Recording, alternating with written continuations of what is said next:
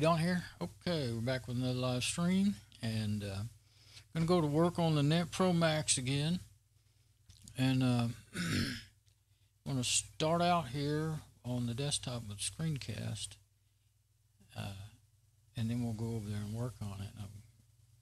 Put another hard drive in it and go ahead and reformat it. I may go ahead and reformat it with, oh, I didn't think about that. I was thinking about reformatting it with Fedora 29. I already have Fedora 28. I forgot about it. I need to put it on the USB stick if I'm going to do that. I have it downloaded, and but I'll have them both anyway. But oh, that's my preview. Let's check. I'm going to do that. Check my preview. Okay, that's not how I meant to do it, but I left it up because I've been going in circles with my string coming up, you know, bad, yellow, not completely bad, not red, just yellow. I've restarted it 4 times now, I think. Restarted my modem and router and everything. So anyway, I'm kind of half turned around. Okay, so for sure. Okay, now I'll just start with this. Well, okay, back on the NetProMax. Let's see. We'll just do. I've got it over there on the table. This is it. This is the side view of it. I'm going to talk about swapping hard drives. And see, it has a fan on that one side, which is the left side if you're looking at the front of it. A nice vented area. It doesn't have a fan in there, but, you know, being that it's a Celeron, doesn't put out near as much heat as like the newer, you know, AMDs or something like that, or the newer Intel. Well, if it was a Pentium 4, it probably would put out plenty of heat, and might be good to have a. Although my Pentium 4, it doesn't have that kind of cover, and it with a good, you know, like how many fans do I have in it? Oh, actually, I have the CPU fan. Yeah, CPU fan, a rear fan, and you know the standard power supply fan. That's all it's in it. It never overheated, and that's with. I used to run 2 or 3 hard drives in it too, so now I think I only have 1 in it. But anyway, I'm going to go ahead and swap out to a bigger hard drive because you only have that 20 gig hard drive and it's almost full, so I can't really use it like that. I just was experimenting with the DNS server. Finally, I decided that it was going to take a heck of a lot more work. I've already worked on it for at least a month, and it was going to take a month or 2 more. If I think it's a month, it'll be 2 or 3. But the thing is, what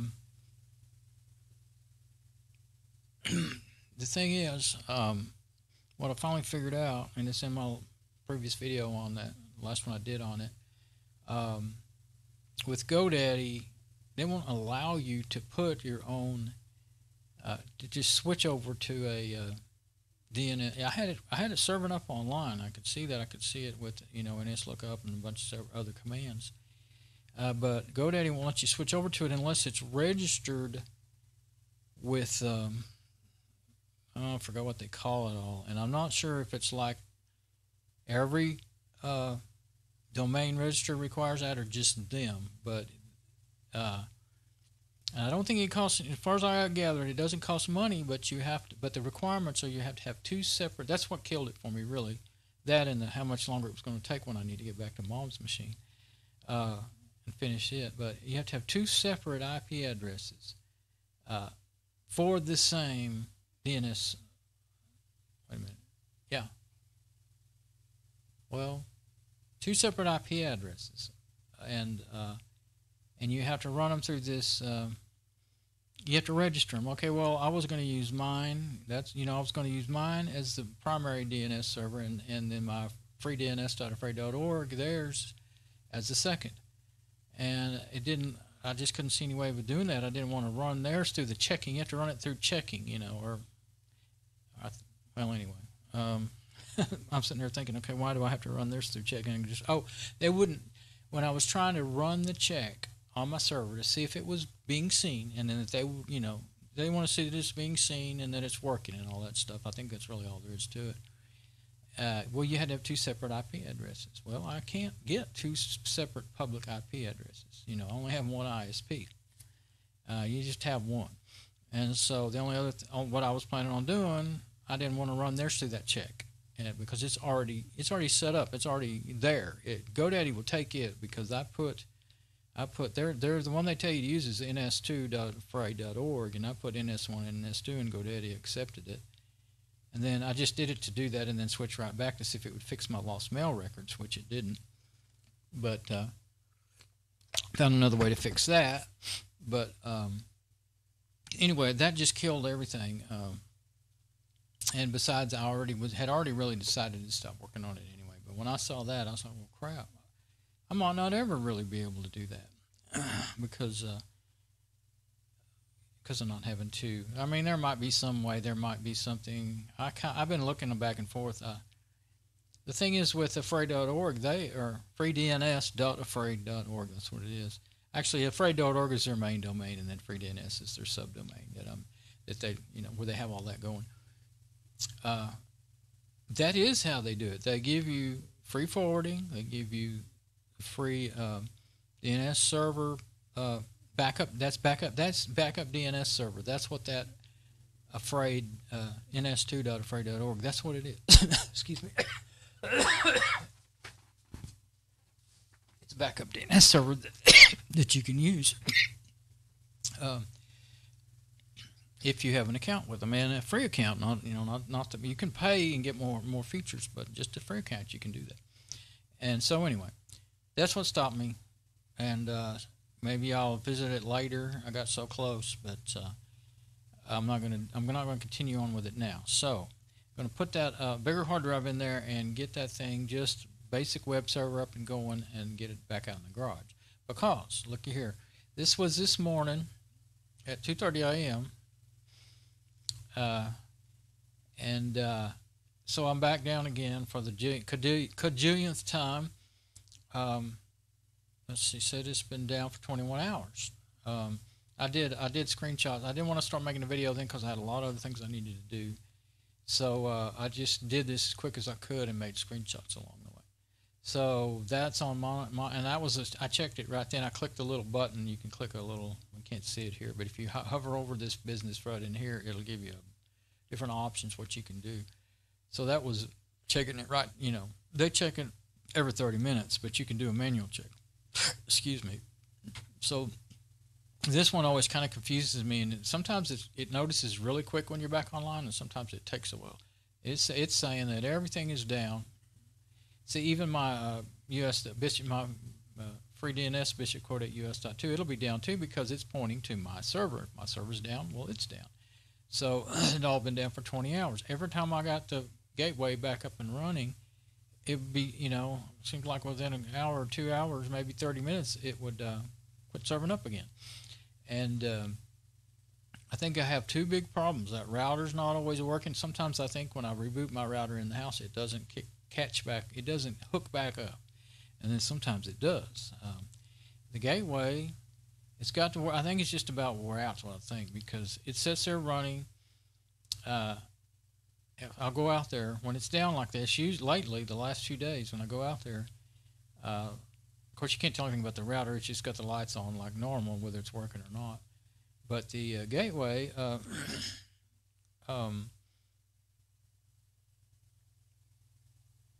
you'll go out there and it's not sending out a video signal.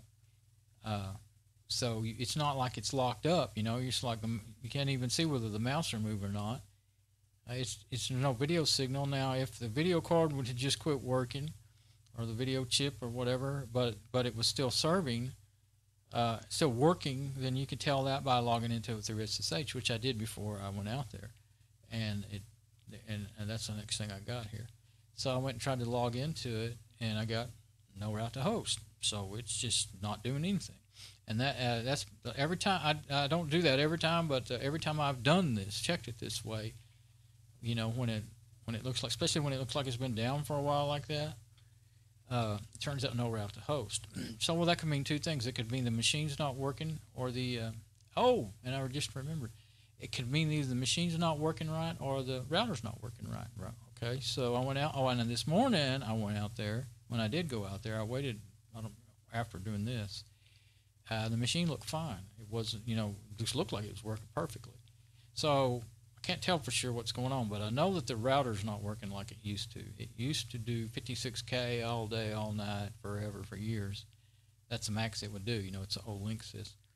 But after I put it out in the garage, well, I don't know if I noticed it. I think I might have noticed it before I put it in the garage. Well, I knew that, okay, for one thing, one wired port died several years ago, and I was using it with 3 wired ports in here. And for a while, I had the wireless on and everything. And it had a stronger signal than my TP-Link. It would reach into the living room and out into the garage as well. Even though it was slower, it was stronger. And then I realized, in the last year, I realized, well, it was actually after I got the new D-Link that I realized, you know, they're all fighting with each other and interfering with each other. So I turned off the radios, the wireless, you know, radios in all of them except for the new D-Link. And that helped a lot. Although the D-Link was strong enough to reach to the living room even with the other one on. So I have the D-Link, the TP-Link, the Linksys, and the TrendNet. They're all wireless routers, but well, pretty much in that order is how well they work too. So that TrendNet was never any good. It never worked well as a wireless router. Back then, I didn't have anything that was wireless, so it didn't really matter. But I just turned it. I haven't used its wireless in years because it was really aggravating. You're like, say, if you did have a laptop on, and I used to turn them to connect to the strongest signal automatically. Well, sometimes it would connect to it, and then before 30 minutes later, it dropped its signal down to like 3 megabits, and they don't switch automatically like that. Like they just connect to one and stay there really. For some reason, when you turn them on, they think one's the strongest. Well, they do fluctuate constantly. You can sit there and watch it with that Wi-Fi Finder app on your phone. So anyway, let's quit jabbering about the same thing, extraneous stuff here. So I decided to connect, and I thought, well, I don't want my server to be, completely offline. And I was thinking, well, I do have, a web server on my Fedora 14 machine. So I said, okay, let's hook it up. So I went into the router, and what is that? Oh, putty crashed when I closed it. And so I just went into the router. That's the IP address there of that's the IP address that the other TP-Link, I believe it is what it's actually plugged into. So I have to, TP-Link. So you go to, that's the IP address, and then I have to forward it. It said no route to host, and so I had to go, I went ahead and tried it on the web browser just to make sure, and sure enough it didn't work. So then I went, and now this is on the how do I make that full screen? Think about F11. Yeah, there we go. Now it won't be so many machines in one view there. That is actually the updates that the other day I saw I was doing a video and I was using the Fedora 14, and I saw that there were updates. This is Fedora 14 on the RedBlackBioStar. And that was the updates that were there. Flash, like I figured, and one I wouldn't have thought that play on Linux. They're still sending out updates for Fedora 14. So I went ahead and installed them. So now I went to check its IP address, and so that I would know what router I needed to know its IP address, and then I also needed to know what router to log into to forward. See, I wasn't getting a connection on port 80, but I know I could, remote desktop into it, and I knew that I could SFTP into it because I've been doing that. And so I hooked it up, and now here it came. I hooked it up. I got it all forwarded and everything. I didn't take screenshots of that, evidently. And I thought I did. Oh, maybe they're not in the same order. In this viewer doesn't always put everything in the same order as the one I usually use. But it used that what's it called? I can't even think of the name of it. There's the icon for it up there. GwenView. GwenView has gotten crazy. It's using up 2 to 4% of my CPU on a quad core. That's crazy. Just sitting there running with one picture open. So anyway, the website came up, but it's an old version. That's the reason that says temporary and available. That was some code I had on it to show. Actually, I think it might have been when I used to have my Amazon. I had an Amazon associate pages, you know, for selling stuff. You know, they used to give you your own like little websites to sell stuff on, and that's what that went to, I think. Anyway, they don't. That's gone, and so nothing happens when you do that. But this was an old version. I took that off already anyway. So that's what you usually see, and so that part was working. Then the router did something weird, and it does that sometimes. It'll say click to repair. Before you can even get up there and click, it'll fix itself. So just going back through now on my web, I went to dawnsongs.com, but oh no, that's directly. Oh, yeah. Oh, trying to go back with the wrong button. Yeah, that's not through the internet. That is directly to. I didn't pay attention to that. That's directly local network to it. I was just checking to make sure it was working first before I did anything else. Okay, so that was working, and then I went. And I don't know why things are out of order. Okay, so back in my router, and see that's the IP address in the DLink. This is back in the DLink. I may end up having some. I know there's some screenshots from the TP-Link. I guess I shouldn't. I start thinking, okay, it does too play them in the same order, but it doesn't. And that gets me all screwed up when I use this viewer. So, so I pointed with. Well, that's. What am I doing there? I was just looking at it. That's all. Getting the IP address so I could copy it and paste it into here.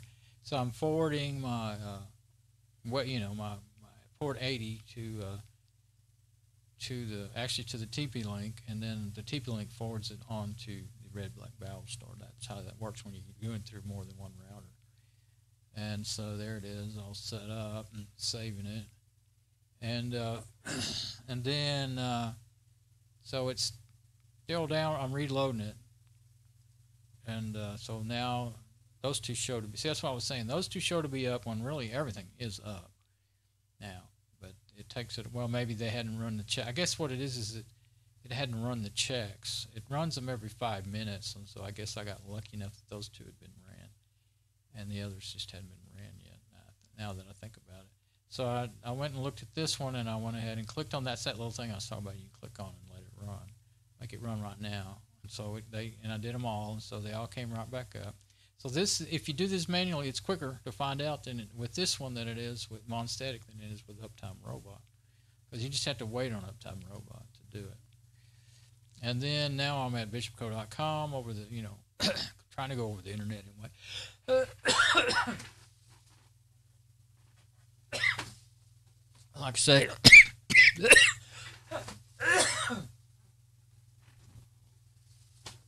Like I've said before, 100 times, excuse me, all of a sudden now I got super bad drainage.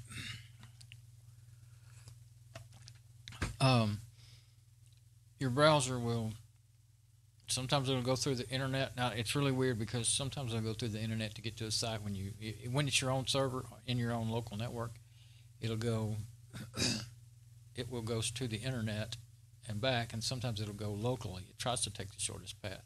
They're made that way, and I don't know what makes them go one way and then the other. But anyway, so it shows up to be online, which the reason I say this is because it can fool you, because it's online on your local network, but it may not be online on the internet, and that's why I use those services that are pinging your server from the internet. There's little idiosyncrasies about each thing, and so then I reload it to make sure that, well, okay, notice it looks perfect, right? It's exactly what I'm talking about. This is the new website. Okay, so I think, well, I better reload it. I reload it, look what I get. Now I'm seeing the old website. So cache is the other thing. Your browser cache will almost always come up first. And see that, so that wasn't a live view. That was the last time I looked at it. So then I just, I think I just paged down to see that, and then I went to dawnsongs.com, but then it forwards to bishopco.com, and I don't have it masked, so you see where it's really at. So it was working, and guess what? I clicked on the play button. I didn't get that because I didn't think about it, but I went to, I think they're out of order again. But anyway, I went to here, to my first album, and I clicked on a player button. This is, other day I was talking about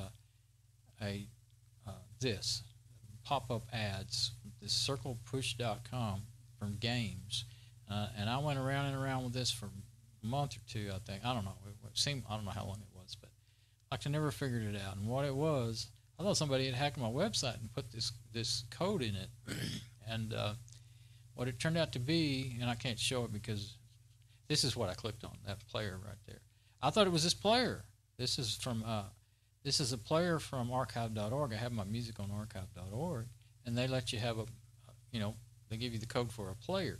And it's easy to do this sort of thing. Well, fairly easy. You copy the code, whatever it is. Sometimes, usually it's Java code, and then you put it, you put it in the HTML of your website, and then there you go. Well, I had done that years ago with a counter, and I had it at the bottom of the pages of all my pages of my website. I'd use different ones even, over the years. Just like to go down to the bottom and see how many hit counters, what they call them. There's better ways to do that since then, more accurate ways. But I had left them on there and forgot about them. Well, somebody had taken over that hit counter site, and of course, any reputable outfit would they'd either email everybody in their list, people that used it, or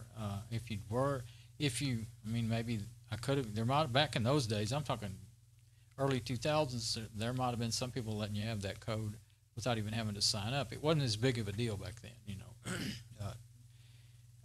weren't as much malicious stuff going on, so they didn't have to cover their backside as much by making you sign up and all that stuff. If they wanted to share something, they'd just share it. And you didn't have as much trouble with stuff when you did that as you do now. But anyway, so they didn't. So obviously they're just being tricky at the very least. I didn't find any. I scanned that site with every scanning thing I could scan it with, and I looked it up. I didn't see any reports of malware on it. So all they're doing is trying to sell these games, I guess. But they were just really tricky, and they didn't tell anybody that they had taken over that counter. And so the counter code was still pointing to the original website. Everything was the same. Nothing had been changed on my page. But when it pointed there, it was no longer that counter, but now it's this.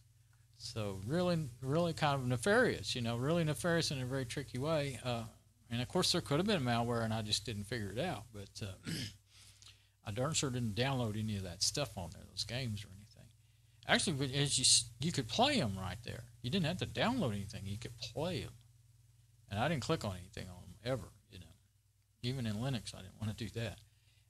So that's what I was talking about the other day. And so my player, player works just fine. And if you did it again and it didn't happen, I thought, let's see if it happens again. No, it didn't happen. So, and I went and, kind of double checked and see if it was coming up on this page. I remember that it came up mostly on that other one. That's the Dawn Songs album page. And this is the Living Beings Climate Control album page. And so then I went back to checking, on my uptime. See, now all three of the main ones are showing to be up. And then I said, okay, I need to overwrite those old website pages. So I got in FileZilla here on the Lenovo i5, connected to the RedBlackBioStar. That's where this site that I'm talking about is. The same site, but, different machine. So I copied and had it overwrite everything that was older or this file size was different. And so, and that was making so much noise. This was back on the Fedora 14. It was making so much noise, it was working so hard trying to index the search indexer that I paused it because I couldn't stand listening to it. And that's the reason. That's one reason why I didn't do this before. This is the reason I didn't do it before. Two things: the heat that it makes, and it was a cool night, like in the 30s, 35 or 39 or something. Now it's not. It's 50 something now. It's nice because I got my window open and I'm fine. It's I'm not hot. But so anyway, it didn't take very long at all because not too much of it needed to be overwritten. So Oh, and then just as I decided to go, I said I want to go back to do some shopping. It popped up and said it was finished. so I went back and checked it again, and now it's normal. See, now it doesn't have that missing code. You know, it's not pointing to something that's missing. Back to my Don Songs pages. Everything's okay. Clicked on the player, and then I didn't get a circle push pop up. So checking through them, and kept checking through them, checking my player, playing the. Now you can do that. See, with MP3 files, you can just click. All that is just a link straight to MP3 file, and if you click on it, it'll open up a tab. That's what it does in my browser anyway, in Firefox, and play the song in another window. And so you don't really need a player, except for some people without a player that looks something like that, then they don't know what to do. They don't know what they can. Lots of people don't. I don't think to this day know that. If you click, well, it is kind of something you have to learn. Click on it and it plays it. Right click and say save as if you want to save it. A lot of people don't know to right click and say save as. Of course, if you have a Mac, you can't right click. So there is a way to do it. I don't know what it is. I've only used Macs very, very little. But oddly enough, at least half of my music was recorded on a Mac. But that's Marty's Mac. Marty had he had a recording studio in his house, and he's the one that recorded most of my music and played all the music on everything Marty worked on. He played all the music. But anyway. There's one other guy, Steve, that did some playing on some of the earlier stuff too, and we recorded some of it. He had he had a recording studio too. It just wasn't as nice as Marty's set up in his house. And so anyway, they played the music, and I wrote the lyrics and did the singing. And so I'm checking the website, and they're playing one of those. And so this is all on the Fedora 14. Of course, another thing is it's such an old operating system. I know there's bound to be vulnerabilities in the web browser, even though I don't have any. It's HTML. But see, look at that circle push. That could have been a very bad vulnerability. There could have been malware on that site. So that they can get you through the backdoors. I used to always love to talk about backdoors ever since they, hacking became a computer term before, when it used to mean when I was growing up, when I was young, people would say I hacked that. You'd build a project or something, they'd look and say, oh, that they'd say, oh, that's pretty good or something, then you say, oh, I just hacked it together. Now what that meant generally was, when you would say I just hacked it together, it generally meant you literally took a hacksaw and you cut some stuff up and then you put it together to make something else out of it, or something slightly different. That's where hacking came from in my lifetime, and I'm 62, so before that, I don't know. Well, they've had hacksaws even long before I was born, so, and I mean, it could have been that word. I don't know when they first started using that word, but it actually never didn't. I know for sure it didn't start out being a computer term. Anyway. Maybe they liked it, computer people liked it, and it made sense to them, just like hacking something together. Well, they're hacking cutting into symbolically cutting into somebody's website, web server, whatever. Okay, so what are we? Oh, we're back to checking over that our copies are, I was making sure I didn't have any, let's see, I wasn't paying good attention. So failed transfers, 0, nothing in that window. Successful transfers, a whole bunch. And queued files, none. So I wanted to make sure it was done before. I knew it was supposed to be done, but I wasn't sure before I closed it. Okay, now here's what I get in my emails, the notices I get. See, I had all those, and it's saying it's back up, been down for 21 hours. And that's each site. See, visualcodebiz.us.2.com. That's all three. You can only have 3 with Uptime Robot. And all of them were to say it was down for 21 hours, and then so I'm just looking through all that stuff. Then this was today. Now this is the yesterday. Same thing, down for 14 hours. So this is what's been going on, and I used to always have like 98, 99% uptime on my website for year after year, and this year it's been terrible. Or these last few months have been terrible.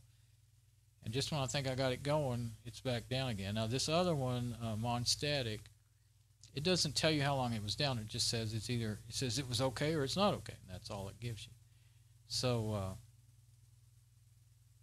so I always tag them with as important, red, and then I don't know why I always keep them. Okay, now that's the end of my I always archive them instead of deleting them. But anyway, let's see. I guess I'm in full. I was trying to close the application, but it wouldn't close.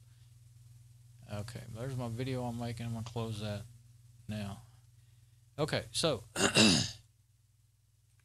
let's get over here on the machine. Oh, first let's get over here on the endoscope, and I'm gonna switch to the wireless mic. Because I'm going to have to moving around from here on out, or for a while.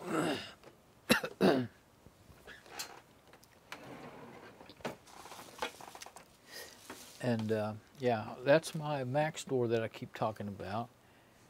That let's make sure everything got sound on my stream and everything. And yeah, that's my Maxtor. Okay, so I'm going to show these. I've got 3 hard drives that I could use, but this is the one I'm probably going to use. The only reason I wouldn't want to use it is if it is actually wearing out, because what it did happen with this is one that was in the IBM server, IBM desktop that turned into a server.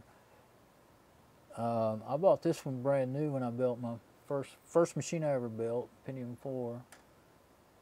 And it's been a good drive.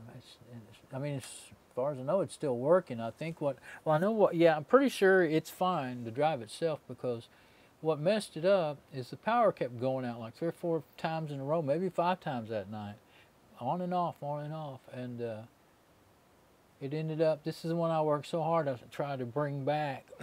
My root, my home partition was okay, the boot partition was okay, but my root partition was broken, and that's where, see, your website has to be on the root partition when you run in the website, because that's where the folders are. They're under the root privileges area. Let's just say that they're not in the root folder, but they have root privileges. So that's part of the root partition. The only thing that's in your home partition is everything in home. If you're looking through the directory, but that's what it is, and. See, it's got some wear and tear on the tag. Let's see, what was I going to say about it? Well, it's a DJ40X6L. This is just an IDE hard drive. It's not an SATA. And I just thought it'd be kind of interesting to show these. So I can reformat it, and it should be just fine. And then I forgot about this one. Let's see if I can remember which way to turn this stuff. Okay. Fedora, I had a note on it. Fedora 26 with user for Dawn and Mom from the 2-core ASRock. See, I have to designate that now, because the ASRock was a dual core processor in it. The ASRock motherboard in another box with a dual core processor that's sliding all on its own because it's slanting a lot. And it was this is a Western Digital. Anyway, it was a dual core processor that I had different operating systems on it, but at this time it had Fedora 26, and I didn't reformat it. I just took it out.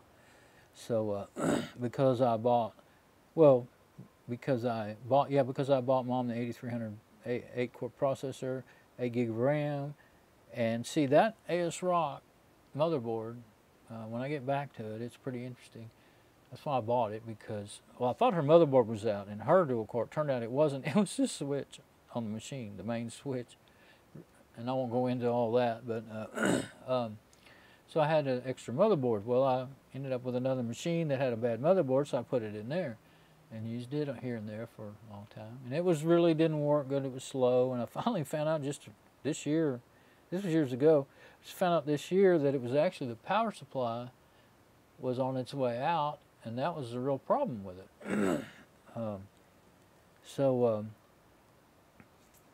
Anyway, this hard drive it's actually got a lot of errors. It says imminent failure when you run it in this. It's a 250 gigabyte, and it says imminent failure, but it's been doing that for years. They do that, but you never know when they might just fail. I've had some fail. They can say imminent failure for years, or they can say it for a month. And let's see the jumpers. Well, I'm not gonna put this one in there. I just wanted to show it. Because I had forgotten that I had it when I was digging through the shelf over here. So I have this one, and I definitely can use it on something, but not on a server or anything, because it, you know, I don't want my server going down because of the hard drive. And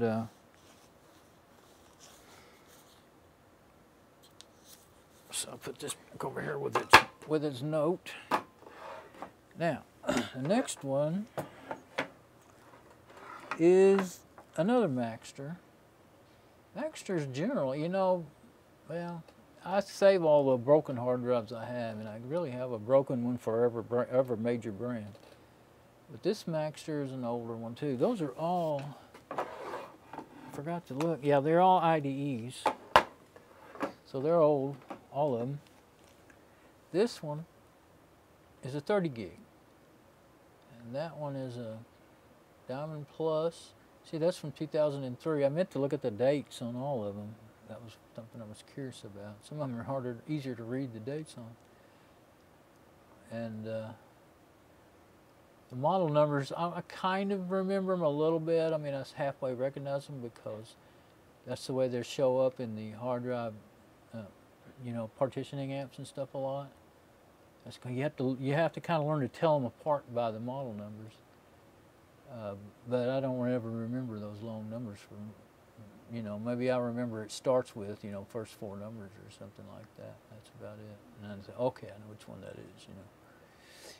But this one still works fine, and if I remember right, this is the one, Singapore. It's funny where some of them are made. And all of them, you have to look at that, especially like if one that I might have put in my hard drive adapter, and make sure that those jumpers are in the right place.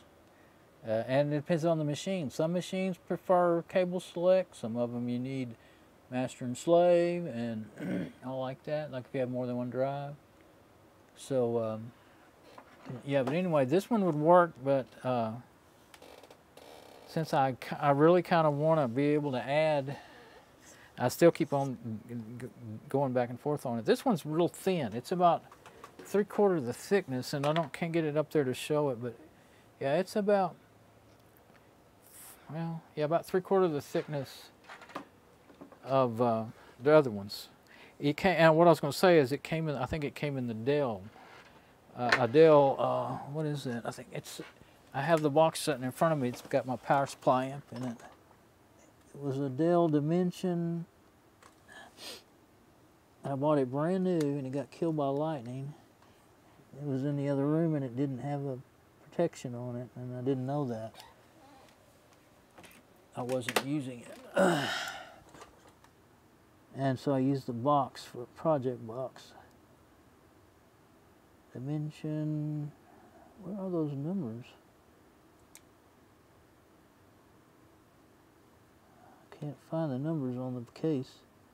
I don't know, then I guess I don't know what they are.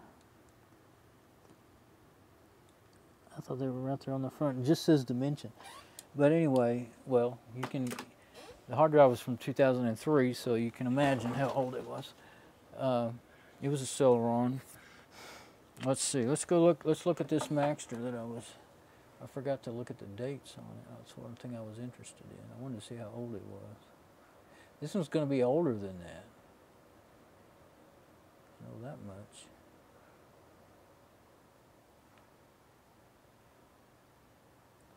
I don't know where the date's going to be on this.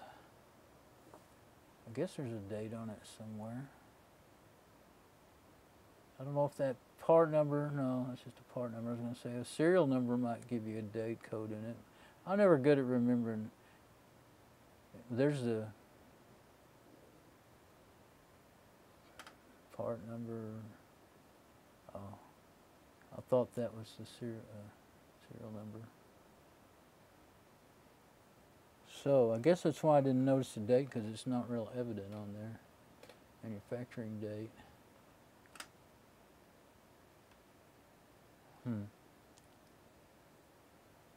I know I'm wasting lots of time going over all this. I could, because I really do know which one I'm putting in there. But I just wanted to do that anyway. Let's look at the WD one more time. That's what I call them, is WDs.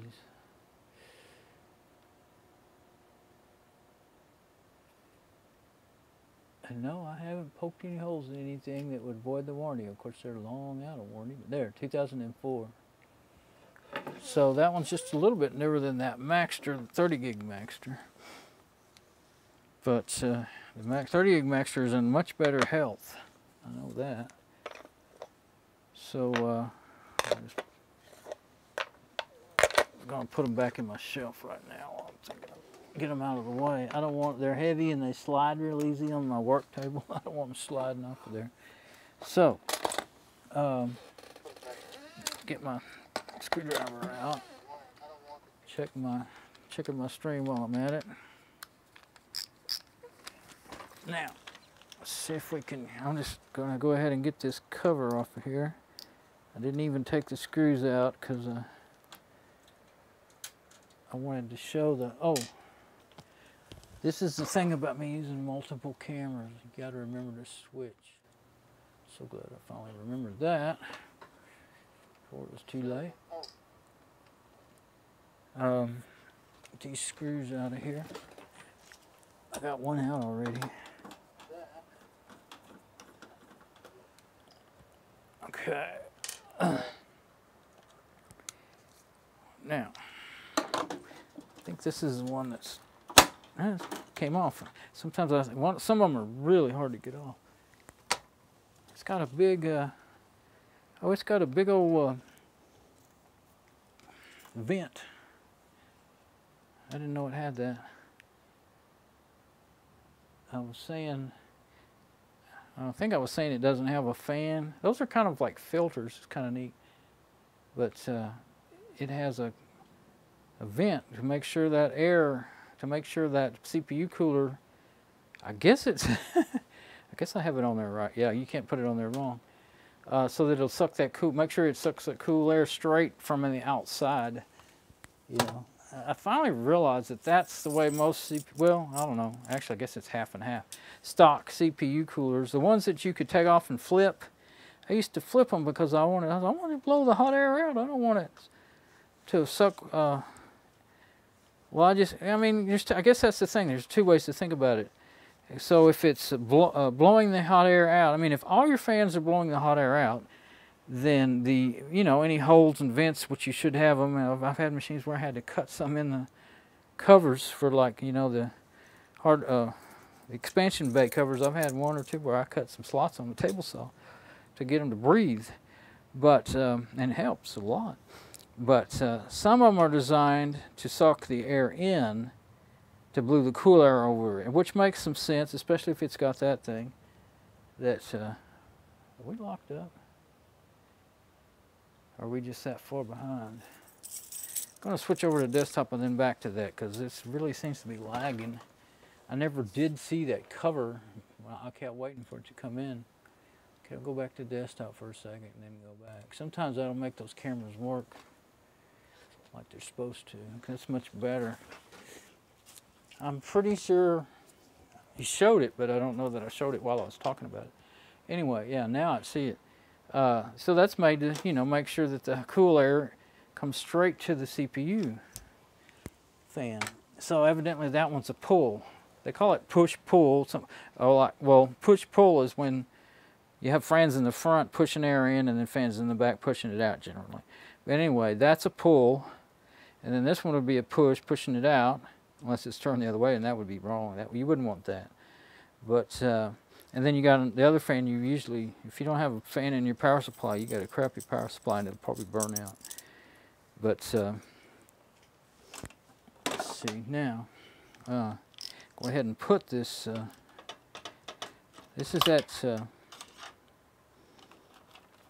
I'm just going to only have one hard drive in here. Careful there. It's hard to get a hold of that. I want to, you know, I have had, if you're just pulling them just by the cable, and you do need to kind of work them because it puts a lot of stress. I've had one pop, break it and pop it off. So don't think they're that tough. They're not as tough as you might think. It's a little short screw with a big head on it. I've got plenty of screws. It's kind of funny. I don't know how I ended up with so many screws, because machines I have. Oh, that's not coming out the back. Gonna have to take that front cover off, because the machines I have, you know, aren't missing any screws. I don't know how I managed that. And I didn't like. I've saved almost every machine I've ever had. I guess some of them I've kind of taken apart. And, I gotta figure out how that comes off now. Probably be easiest to figure it out like this. Oh, there we go. But it does have to come out the front. Oh, that caddy comes out of there. Yeah, good. I thought, that can't be that hard to do. I didn't remember ever. I know I've just put that drive in there not too long ago, and I was like, I don't remember having a lot of trouble doing it. So one screw, and then there's a little, and the whole caddy comes out. Yeah. Oh yeah, because then you got other screws you got to take out. Okay. They're not all matched. I think I was just trying to get some that weren't too long. You don't want them too long because then they, well, they won't screw all the way in. They'll, you know, their holes are only so deep on the hard drives. Getting these screws all over the place here. There we go. Okay, so yeah, now this one, we'll look at it in a little bit. I'll just put it over here. Let's get this one in there first. Okay, now I try to remember. Okay, it goes like this. All right. So, not sure why I picked the bottom tray, but it might be a good idea. A lot of times I'll do them more like that to have more airflow around them. Actually, I think that is what I'm going to do this time. Unless it seems like a bad idea.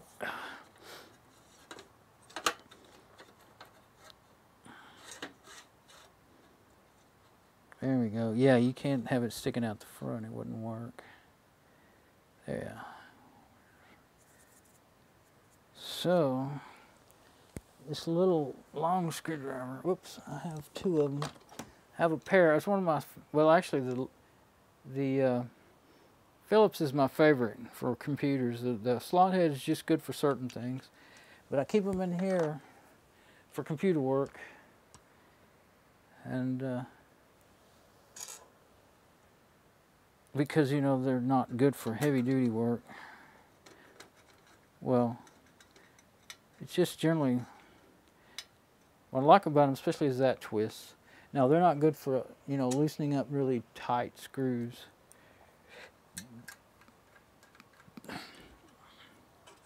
But they'll do most things on the computer. I probably already got those a little too tight. Anyway, I magnetized them, and so I like that. They're the best for, like, that I have in the house for picking up screws and doing stuff. That one, that big one there, it's not magnetized good. It became magnetized, you know, but it's pretty weak now. You don't really have to. Actually, I usually just kind of get them about as, you know, use it. If I use that big one, you'll over tighten them almost every time. I was thinking, well, I want it to stay in there a long time, but you don't know. You never know how long you're really going to get to leave something anywhere. So anyway, it won't come loose. I've never had, I think I've ever had a computer screw come loose. I don't ever get them that, put them in that loose to where they would. Now this is pretty tricky to line up, so I'm going to do that before I... Oh yeah, I didn't look at the...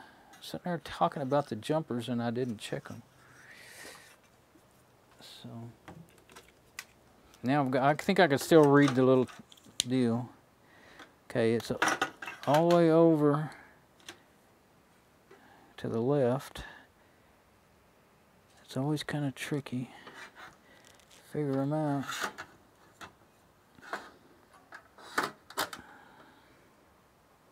I'm looking through the hole in the deal. Luckily, this caddy has a hole in it. All the way to the over to the. Oh, okay. Oh, master. Okay. Now, master's fine on most machines.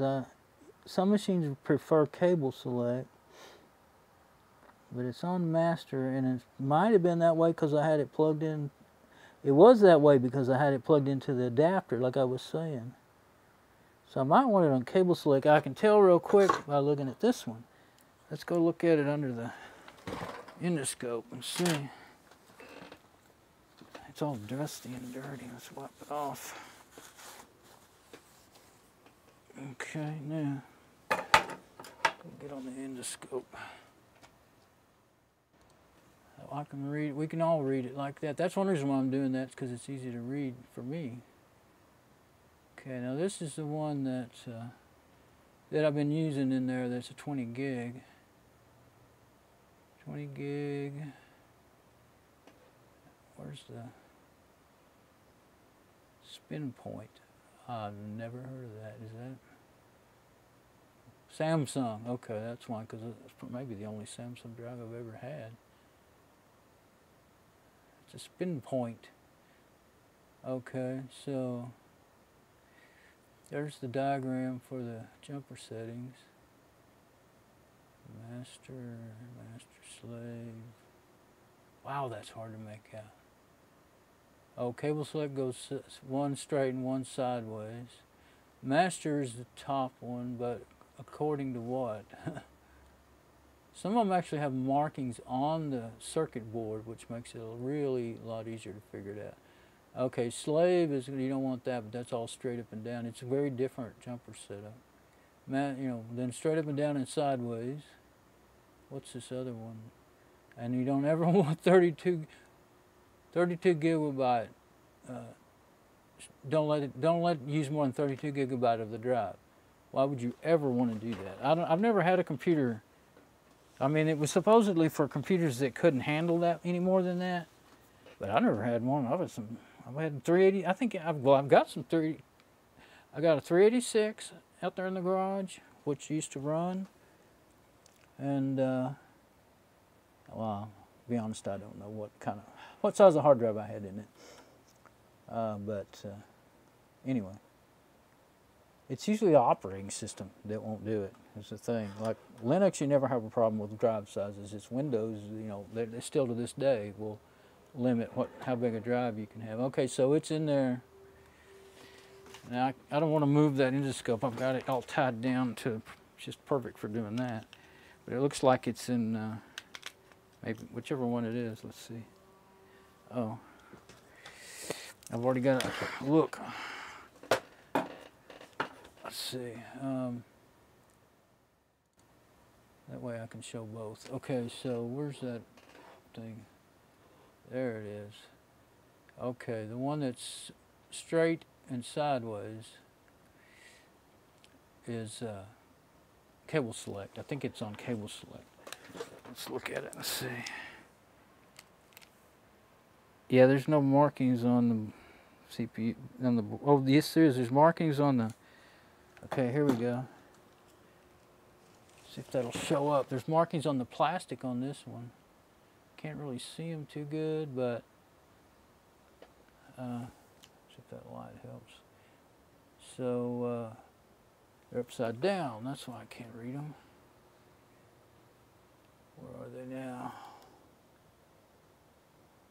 So cable select, slave, and master. So there's one on cable select, and the other one going in the other way is on across the top. So I believe it's on cable select. Is that what I said I thought it was on? I was going to try to show the end of the drive. Well, I still will here in a minute. That way I can have an idea. But see, it doesn't. The problem is, what's the index? They always tell you the index. Where's the index? I don't think it gives you the index. I guess because it's labeled, it doesn't give you the index. Okay. They usually give you an index in the pictures. But well, let's go ahead and get off of the double view now, so that we'll all have a bigger picture to look at. See, I'm looking around at my preview to try to figure all this out. So if that's going to work. It's better without it, isn't it? You can see there that it's going, you know, in an L shape, and I don't imagine you can see it on this camera, but the markings, but I can look at them. Let's see.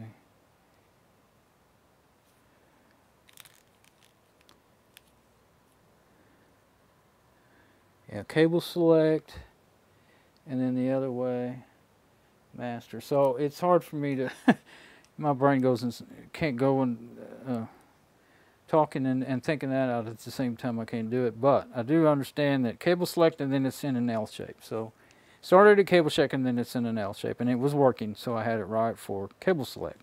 So I want to change this other one. Put the drive. Where am I going to put the drive? Let's put it right here for now. I'm going to change this other one to cable select, because it could actually, some machines won't even boot.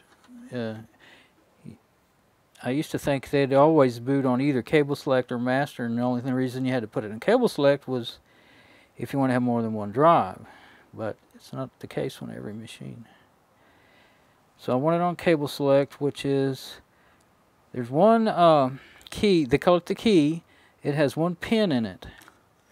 So it's the next one, right now it's on master, and we want it on cable select. So right now it's the next one to the key. Should be able to see that. Let's see.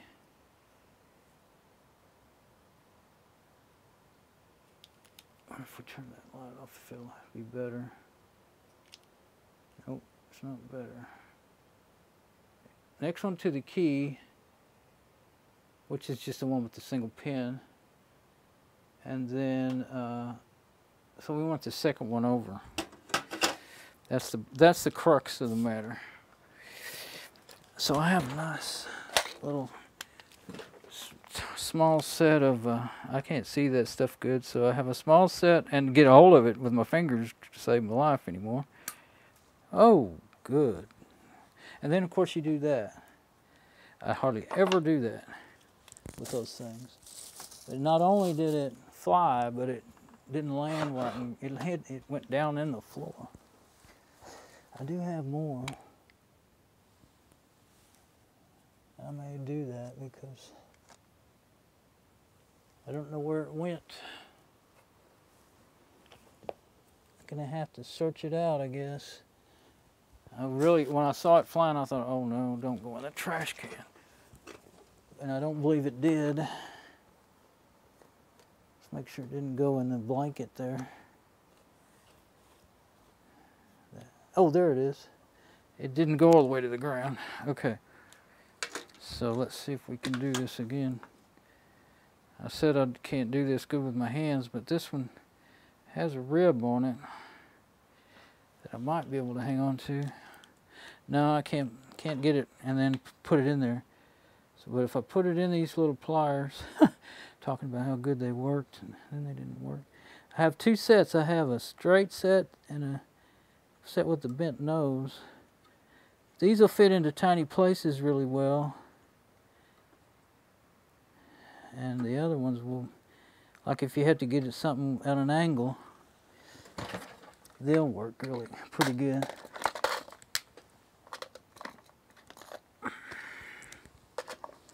I'll show them to you since I'm talking about them. See, I got some with the bent nose and some with the tiny nose.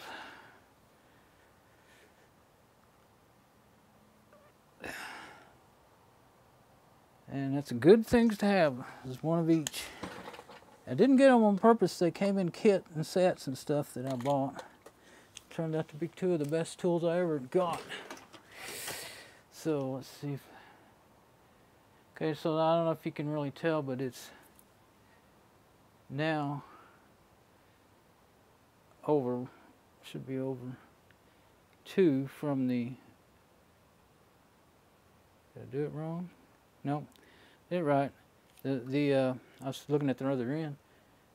You can't really see that good, I don't think, but you might see it better than I think. A lot of times that's what happens.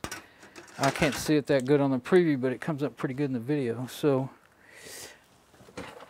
you gotta always check that with your hard drives.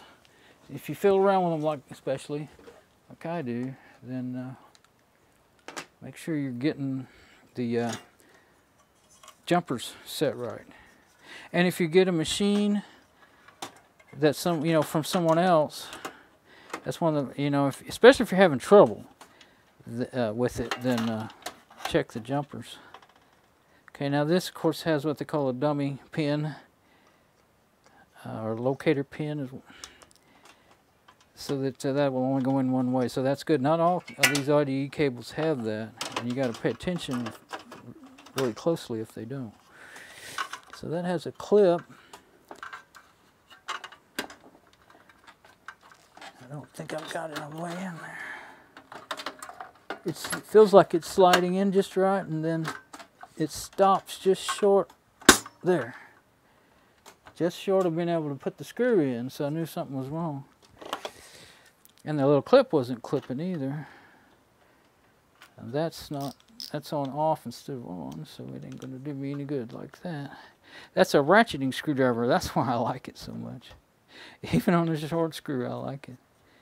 Okay, now, and I always have learned, anytime you mess around in a machine, make sure the memory's not loose, because even though it wasn't loose before last time you saw it, you might have knocked it loose. And this one has a video card.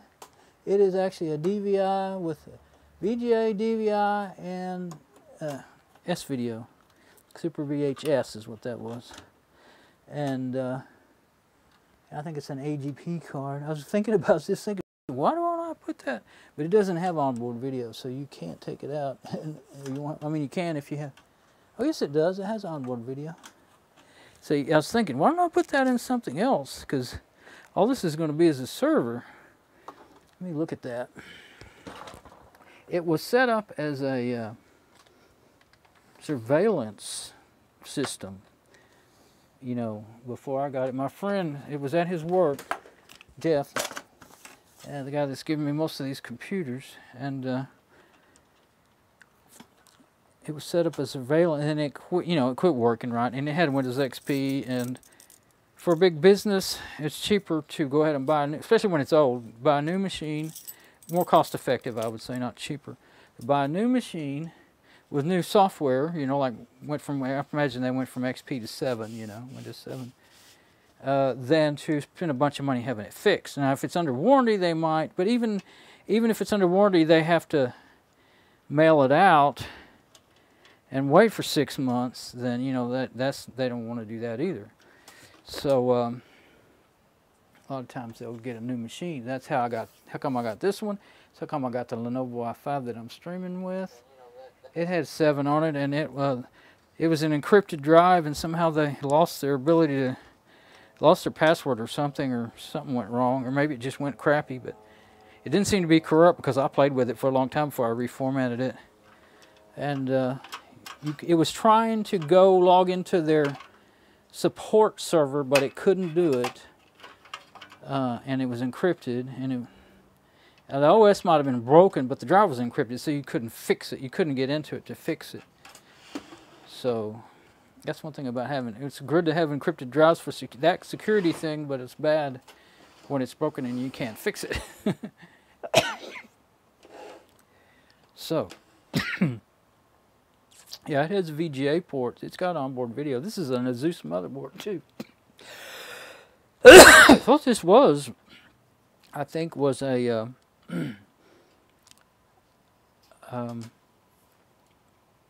it has an XP tag on it. What it was I think a PC kit, like set up like you'd buy from Tiger Direct, or I mean, you know, it was a generic box. It's not a branded box, you know, Gateway, whatever. And see, this is why I call it NetProMax, because that's what they call it. And so this was their, I think that's a sticker on that. Well, now that's a little plastic thing. They probably, plastic or metal, something they had made, and then they could snap. That's actually the floppy slot. I just realized that in the case. So that, I think they bought, this is very similar to anything you could have, I used to buy mine at Tiger Direct. Very, very similar to what you could buy or anywhere, you know, nowadays. There's a lot of places that sell this stuff. You know, well, it's not as much on desktops as there used to be, but anyway. They put a custom one together and made a surveillance system and sold it for probably a good price. But, and then I just realized just now, I don't know if I ever thought of it before, I don't know if that's plastic or metal, but they had this made somewhere and snapped it into the floppy slot. You know, they probably popped out, see, this is expansion bays. Well, there's another one there for a floppy. Or it could be, well, this is a different size than that one. But see, there's an empty cover over expansion bay. Now that's what I was talking about. I took a table saw and cut slots just from like a 4 or 5 of them on a machine one time to make it cool. And then I helped Jeff do one time to make it cool. Didn't have like this. Well, this one has lots of vents in the front. Some of them didn't have any. I don't know what they were thinking when they built them. And they didn't have vents in the sides either. And they would get hot. So, yeah, I'm pretty sure that's an AGP video card. Let me see if I can. There's the Asus. Get my.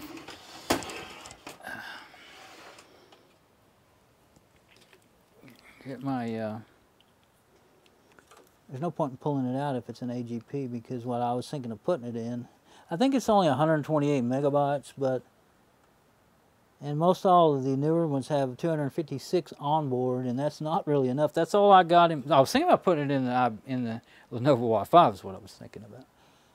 But I'm pretty sure it's AGP. The one that's in my RedBlackBioStar is 512 megabytes. I think it might be AGP. It might be like PCI Express version 1 or whatever. The cooler and all that on this thing is too.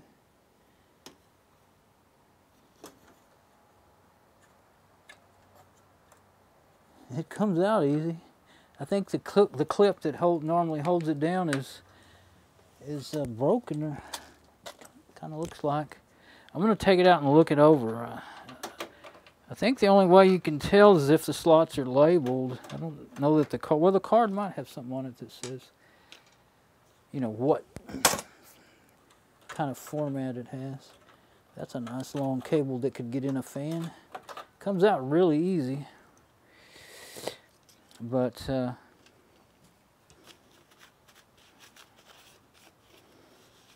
just dab up any dust that's on there. There's dust on that fan, but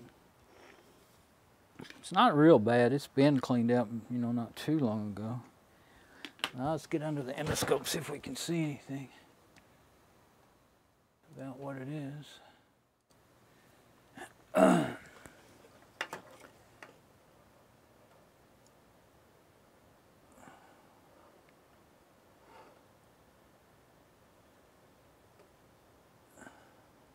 See, it's just quiet. It's be quiet. No fan on it. But I'm pretty sure. Okay, R92LE 64 megabyte, 128 megabyte. Well, which is it? Okay, maybe it has. I don't know. Maybe can't think. As far as I know, they don't have.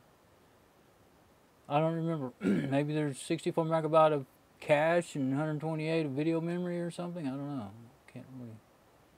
Can't remember well enough.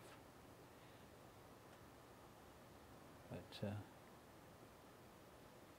yeah, with that hook on it, I think that only the AGPs have that hook. Now there's something I hadn't thought about. Well, no, yeah, those PCI Express, they don't have that many ports. So, oh wait, this Lenovo Wi-Fi doesn't have a PCI Express. It has a regular PCI slot, but I don't think the pins are the same on an AGP slot. See, oh, that's the reason I never got a video card for the Lenovo i5, because they used to make regular PCI video cards, but they weren't very popular because the PCI ports couldn't read couldn't read as fast as AGP, and then PCI Express and all that stuff. So now if you find one, they cost too much. It's just crazy. So there is one other option that might be affordable if I really wanted to do that, and that's a USB card.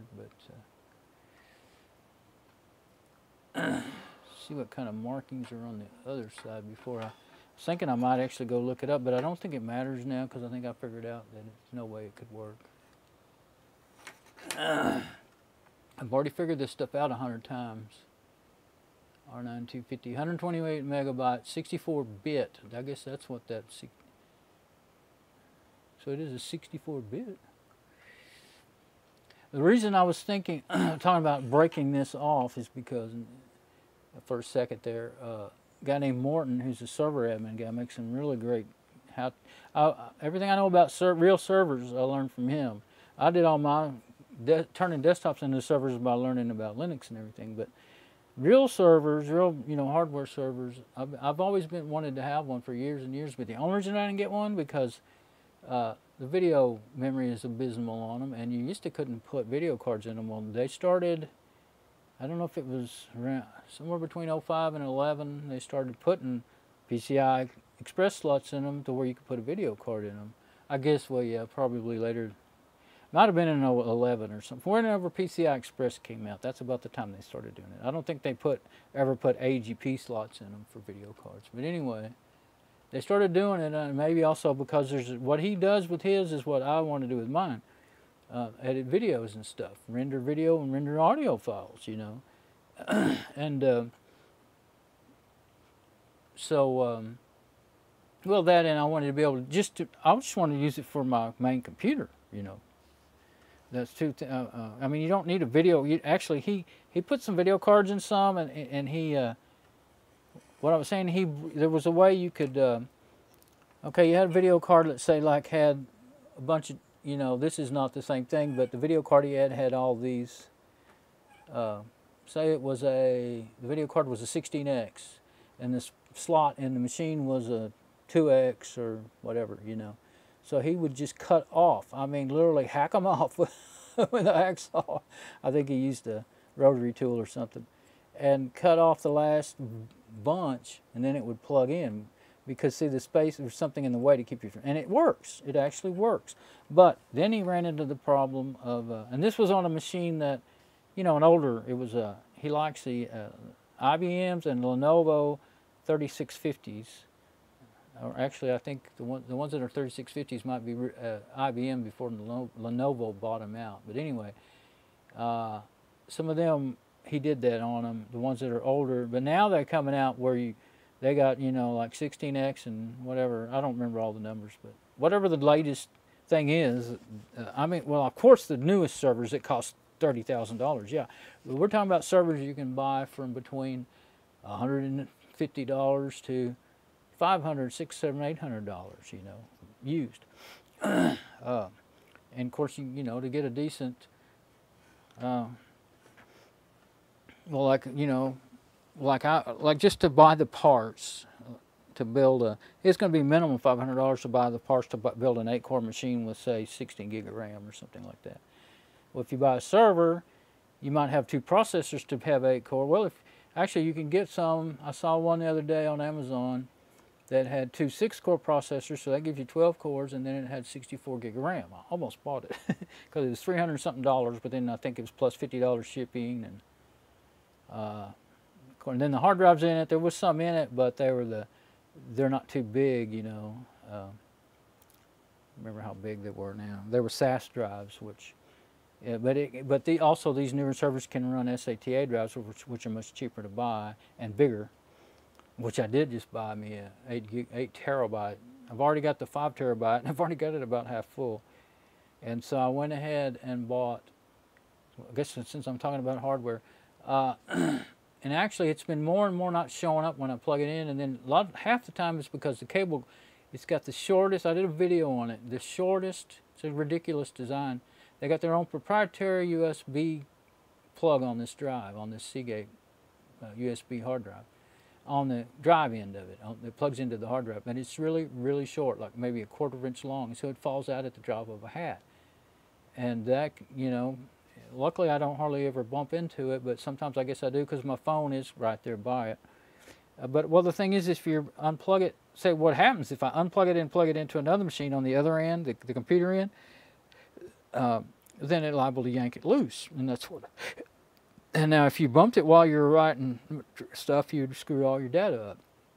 But the other thing it'll do sometimes, it's happened like 3 times, it will, sometimes, it has MTFS drive, you know, NTFS formatting on the drive. I left it like that because it would work on Windows and Linux, you know, just plug it into either machine, and you can't, Windows won't recognize ext4 or any of the other Linux formats. So I left it like that for convenience, but it broke 2 or 3 times, and luckily all I had to do is run fixed disk on it, or check what do you call it in Windows? Anyway, check disk, check and repair, and it fixed it real easy, but it could have been a disaster. And I think that's why some people write bad reviews on a lot of these drives like that, because they don't know anything about that, and they think the drive's dead to them, you know. So. But I'm afraid that could happen and it won't come back. Now, ext4 doesn't give that kind of trouble, hardly ever. I have one that's bad right now, ext4, but it's an ext4 partition inside of an LBM, which is the new way that Fedora does it. I didn't even know they could do that. I've only ever seen them just as their own partition, you know, primary partitions. And so anyway, I'm going to look that up. R92LE. But so I went ahead and bought another Seagate because, because it was on sale for 8 terabyte for $129, and that's actually what I paid for the 5 terabyte 2 or 3 years ago. Let's look that up. R92LE. I'll have to stop talking so I can remember that. Well, it's still showing up on the laptop for right now. Everything's behind again. Oh, it went away now. Because it took me so long to get that up.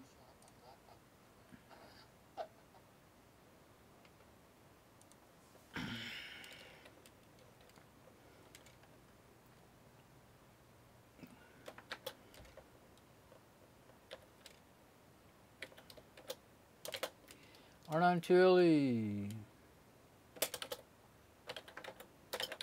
I want to know the specs. Radeon? Yeah, it's a Radeon. I prefer the NVIDIA's because there's the Linux drivers are in the repos most of the time. So here's what it is. AGP, just like I thought. 8x. I guess that's the speed of it. Maximum monitor supported too. Oh, I guess you could do 2 monitors at once on that thing. I never thought about that. That's pretty cool. VGA. They call it D-sub. I've never called it that. And then S-video output and composite video output RCA. I didn't see that. It may be that you do it with an adapter. Yeah, probably you have to have an adapter from the S-video because there's not one on there. This may not be the exact same one because, yeah, it's not. Mine is an LE, I didn't notice that. See, this one doesn't have the DVI-D, which I think is what it has on it. Yeah, I'm pretty sure it's a DVI-D. So I didn't get what I was looking for. I just saw what looked like it. I'm throwing my magnifying glasses all over the place. This one is just like the, I guess the older model of it or something. 128 megabyte DDR RAM. Let's get that out of there because that's not what I want. LE Specs. There's an SE. Here we go. That's a new egg. Let's see what. It'll have some specs on it though. Tell me a lot of times they're out of stock. SE, LE. Oh, it's got them all in there. But here's some specs. Oh, that was the specs page. 200 megahertz.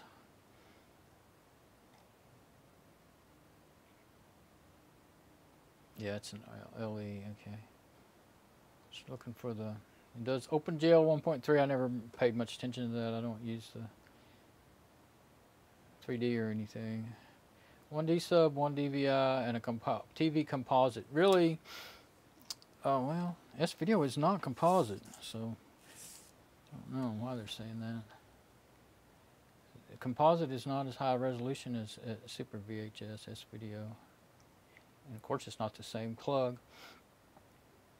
Maximum resolution 2048. That's pretty high resolution, so it would look good. Yeah, if that would work in my, I probably already, but I would have never thought about even trying that until I saw those videos about Morton doing that. And I wouldn't cut up one of these video cards. I mean, it works. Actually, this machine probably has something. If this is only 128 megabytes, then what do you suppose the onboard is? 32 megabytes or something? And so it would barely even run. You know, like I'm putting Fedora 28 Server Edition on it. It wouldn't be able to run any kind of GUI, and I'm probably going to put a GUI on it. I am if it if it'll work like I expect. I really thought I was going to go straight to installing that, and I've been just fiddle farting around, looking through everything and doing all that like a goofball. Let's see what that says before I go on. Okay. Found one laying around. Yep.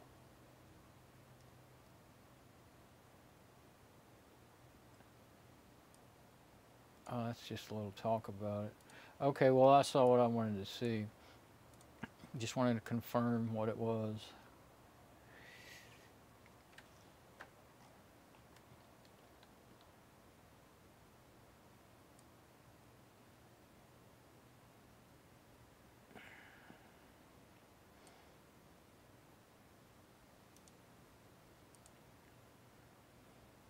Okay.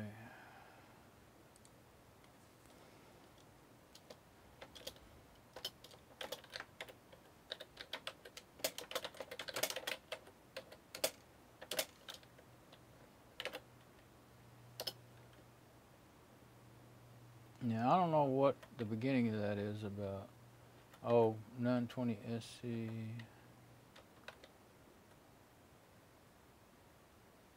R92LE. R92LE. I'm going to take some of that out. R92LE. Mine is not a CS, though. 3 that I know of. I'll just put what I know mine is. This may not be exactly the same thing. It might be why it said composite in there. Probably is, yeah. Because they usually say what they are, you know, S-Video. 64-bit, AGP. But all that's right. I mean, the specs may not be exactly right for what I have here. Might be the reason they didn't line up. I saw one that's, well, yeah, Wikipedia page. That might actually.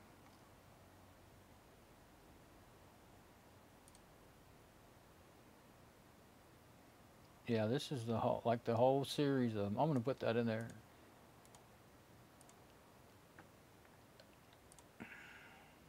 I'm going to put it back in there, though.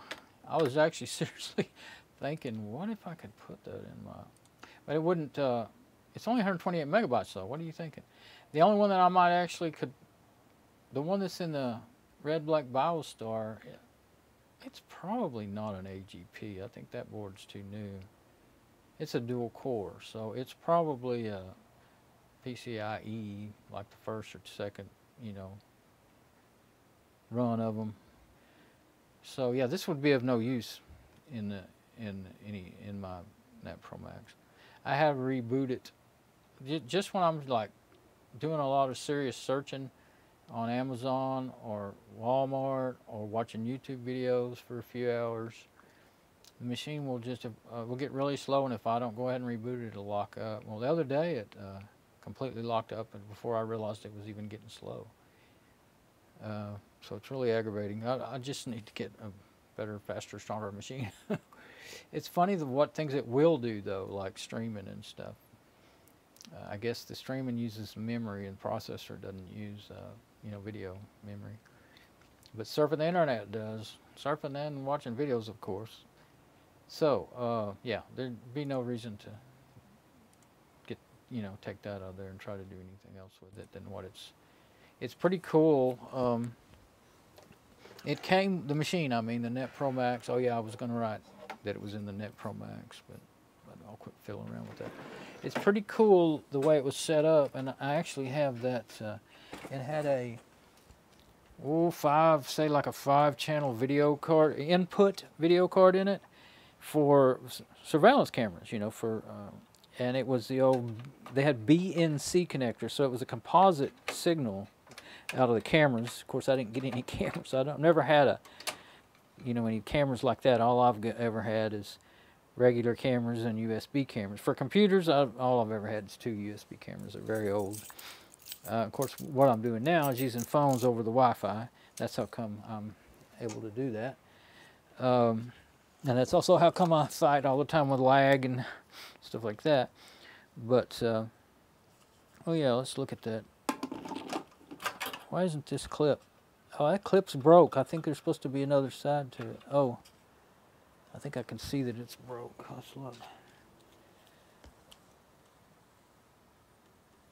Yeah, I think it's something wrong with it. So the back end of it just kind of would have come up. I mean, it's not like I'm carrying it around like a laptop, but the clip on the back that usually holds them in perfectly, it's either broken or bent. I don't know how it could be bent. It's hard plastic. It's not flexible plastic. But make sure this thing is to where it can be. You got to pay attention when you put these PCI cards in. Yeah, they won't. You can't. Sometimes if you don't get them, you know, over to one side or the other. Oh, I went too far that way. Oh, there we go. That moves. Wow. I mean, that really moves. Oh, there's a screw missing. Yeah, it would be perfect. I need to find one of those and put it in there. I may have one. I'll show you. Anyway, the back end could be pulled up, and it's not really a good thing, but it's not. But it's not going to be thrown around a lot, so especially once I get it set up and in the garage. Let's see. Stand it up here.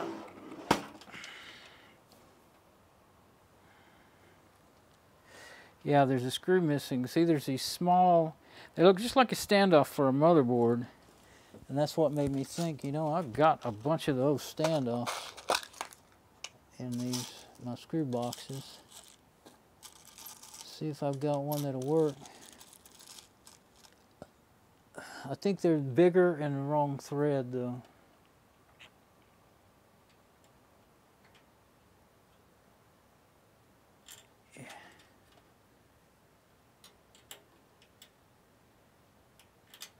You know, even just a screw would be fine. I think I'll try a screw. There's one that looks like a likely candidate. Wait, there's another one. something that doesn't get in the way of the VGA connector. Oops. That's the right thread, would be good. Oh, that's not the screw I intended to pick up.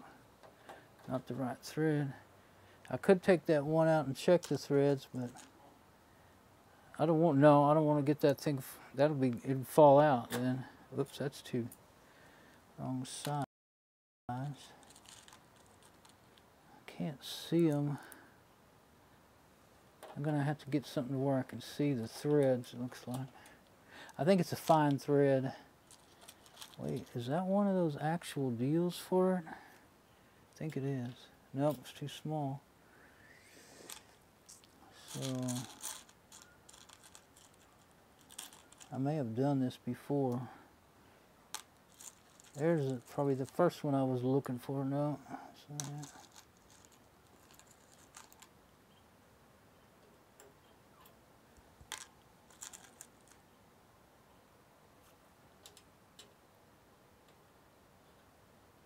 that's probably why there's not one in there, because it's loose, it's finger tight. How weird. I think I'll probably came loose. I've got, imagine it came loose because I actually used it, and that backing off the screw caused it to, I was checking to see if my video was not, making sure it wasn't froze. I probably used it to hold a video cable on there and taking it loose, backed it out. There we go. So, actually I don't want to tighten it up yet, but I've got what I need to tighten it up now. Okay, so that'll do.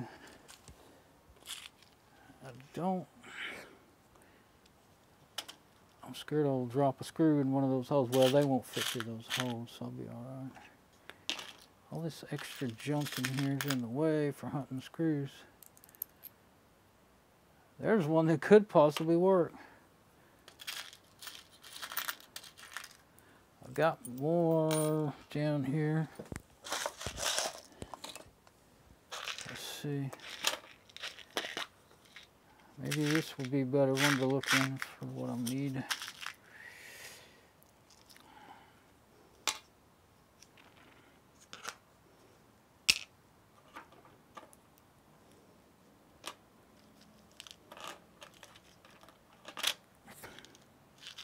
Let's put this one down here for now, because I think maybe I might actually have what I need in this one.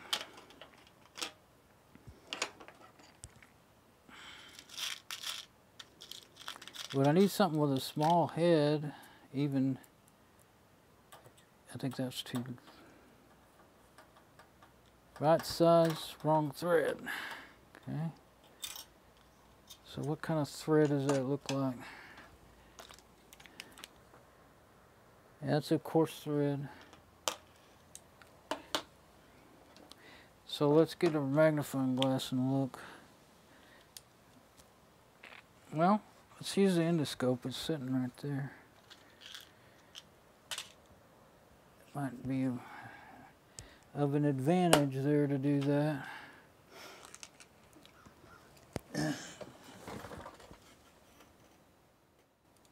Okay, now, ooh.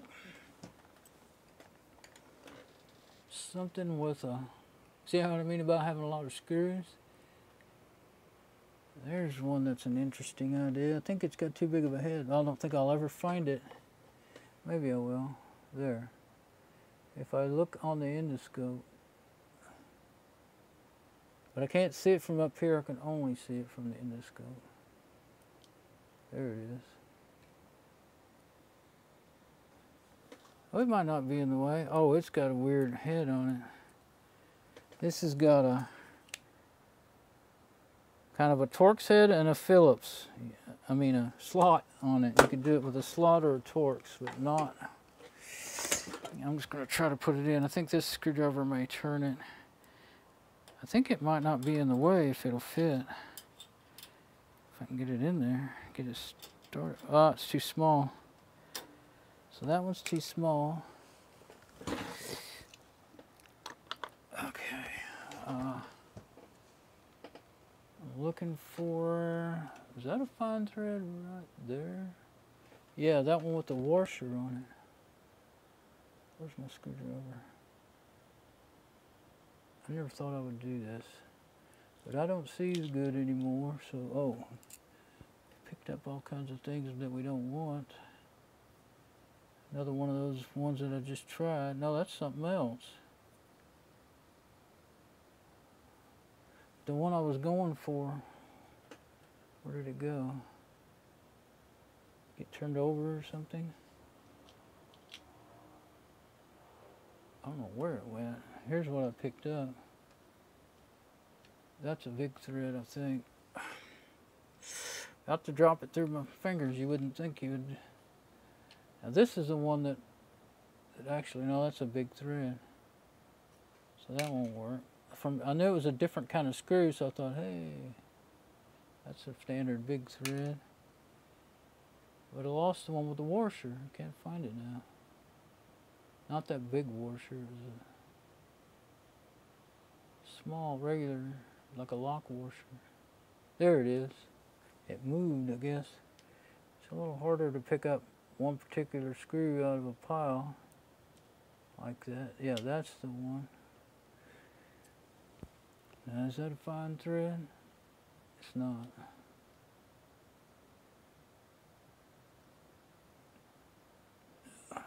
I'm too close to it.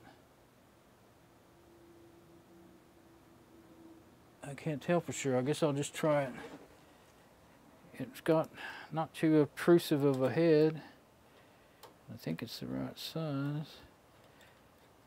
It's not going in there though. Could be too big. Yeah, of all the screws I've got, don't have hardly. I know I don't. I'm pretty sure, unless I came up with one sometime and threw it in here, thinking I'd get it, you know. No, remember it. I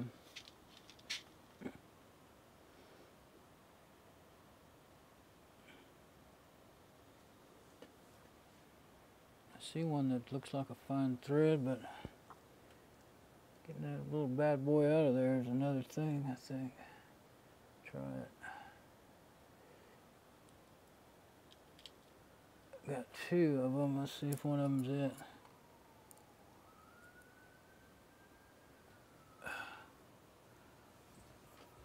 Oh, I forgot that whole point here.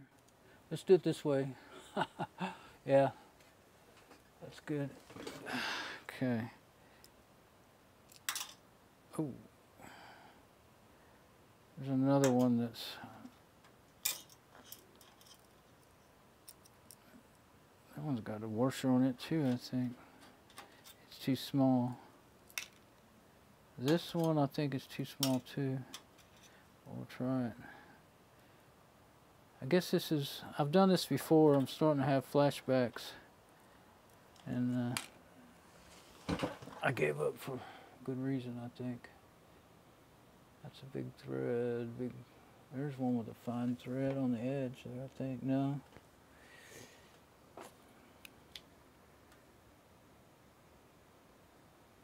I think the ones I have are all too little of fine threads. The big threads, I think, are about the right size.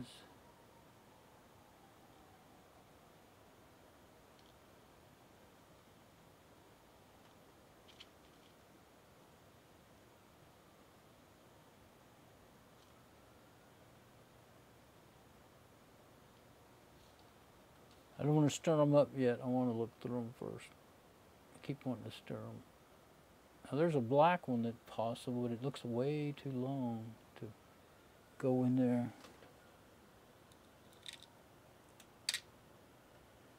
Where'd it go? Right there.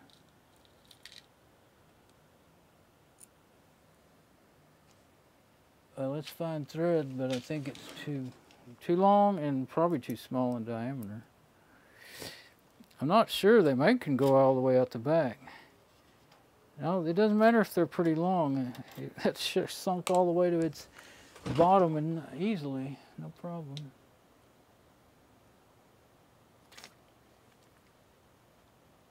There's another one that looks small, but I think it's, where'd it go? I moved my deal, I guess. There it is. Lying off over on its side, kind of right there. Oh, I've already had one of those out. Okay. I think, yep, it goes right in there. Boy, those are hard to get out too. They fit real good, but they make a good locator pin. Now that's just a standard, but I know they don't work. And that hits the VGA connector anyway. I don't think I've got one. Most of my, let's see, there's another riser, which that's not the same. I know those don't work. That's a big thread. That's what I want, but it's not. They're not really risers. They're well, they're so that you can screw into them. You know, they're like a riser. I guess they're a riser. I don't know. It's that one with that lock washer. That's a different one. Different than your normal. It's a big thread though. It just has the lock washer on it for some reason. It wouldn't work. I might have stuck that lock washer on it.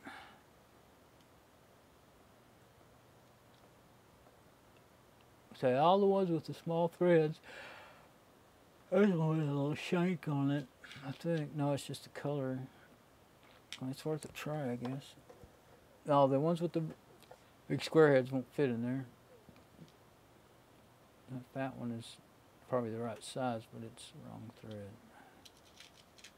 Oops.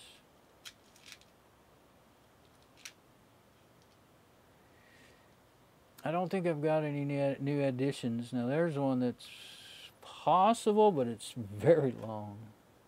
Where'd it go? The one with the bunch of washers on it. Now I lost it. Where'd it go?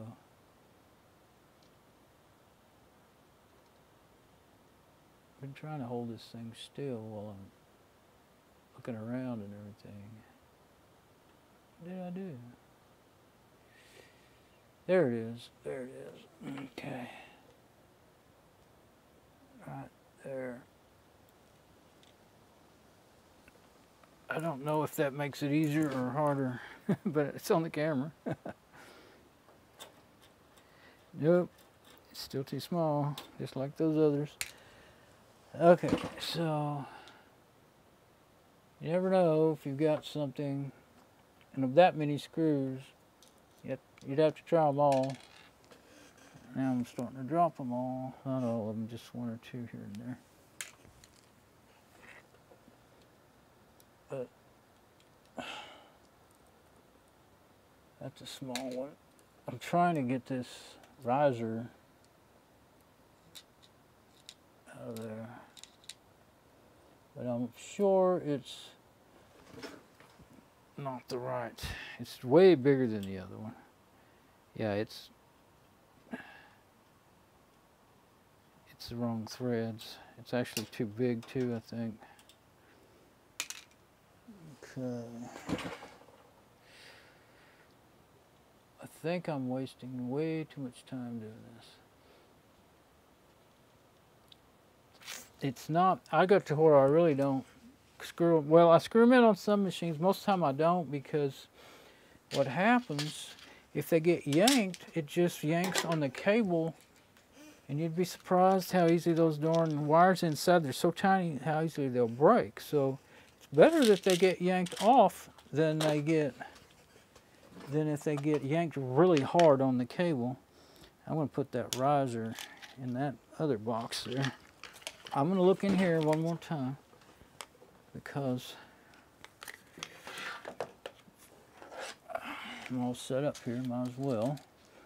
That fits in there. Yeah, that's too small anyway. Oh, that's a big thread. I got something taped up here. I don't know why. I think it might be a special screw or something. Oh, it says why it's taped up. Needs filed and cleaned. It's been boogered up, but I thought it was still good. I got to save that screw. I don't have any more of them. I think that might be a fine thread. I think it is. That's why. Because if it was a regular coarse thread computer screw, I don't think I would save it. Now there's one that I think I've already tried. Probably already tried that very screw. That's not the one I was trying to get. I've tried one like that one. Now where's my... right there.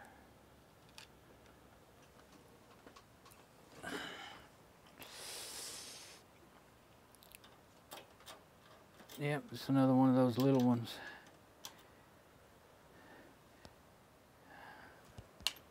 Got a lot. Some of these, this box here is supposed to be for special screws or different screws, but you know, sometimes I get your ordinary screws mixed in. Now there's a really long riser, but it doesn't look like it would be the right thing. I think I've already tried.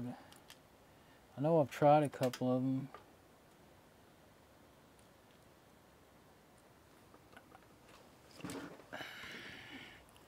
That's not the one I was trying to pick up. I got one, but it wasn't the one I was trying to pick up. Yeah, that's just like the regular ones. I'm not sure which screw box I like to keep the risers in. I think I like to keep them in this one. I think I just threw one in this other box, so maybe I didn't. I think I took it out of here. The one I just found one. I think there was just one in there. What are those? Are those fine thread? Oh, before I lose it, let's try that riser that I was going for. Where's the long one that I was going for? There, no. That's the one I was going for. It does look like it might have a fine thread. Oh, there's one up there. There's a lot of them in there. I didn't realize that. There. It's not magnetic. That's why I can't pick it up. Telling me that thing's not made out of steel? It is not magnetic. I don't know what it's made out of. Maybe brass. It's too small. That thing is brass or something. Surely it's not aluminum. Huh. I mean, it looks the same exact color as steel, but magnet won't even begin to pick it up.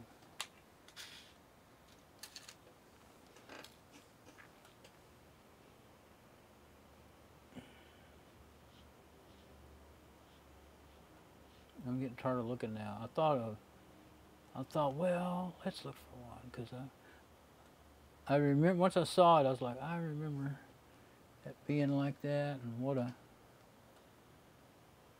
is that a, oh, that's got a collar on it, shank on it, whatever you call it. Now that's too big.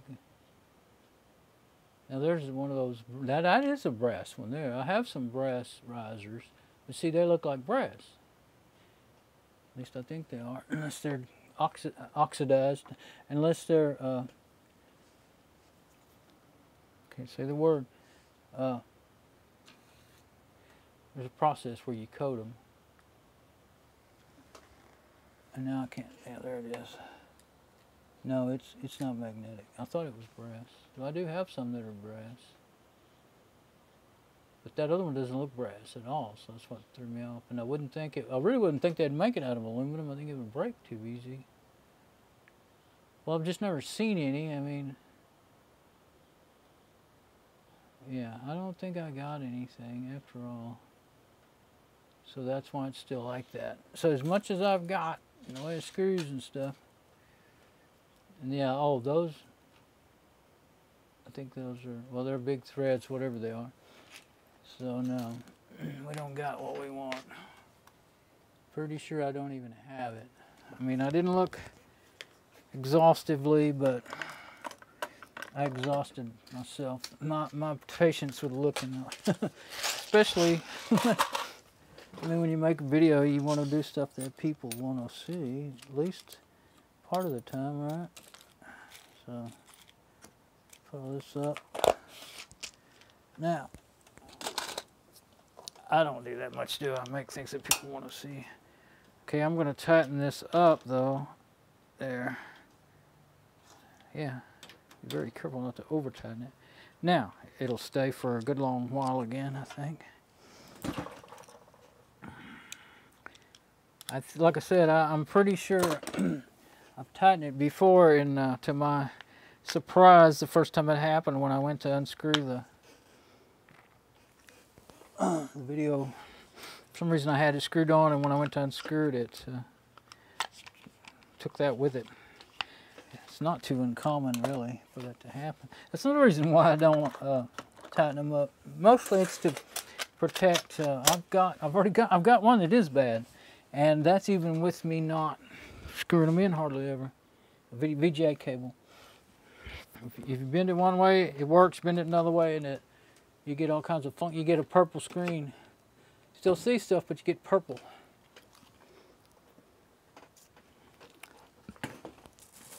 But it won't. And for the longest time I used it like that, I would take a twisty and tie it to the right place.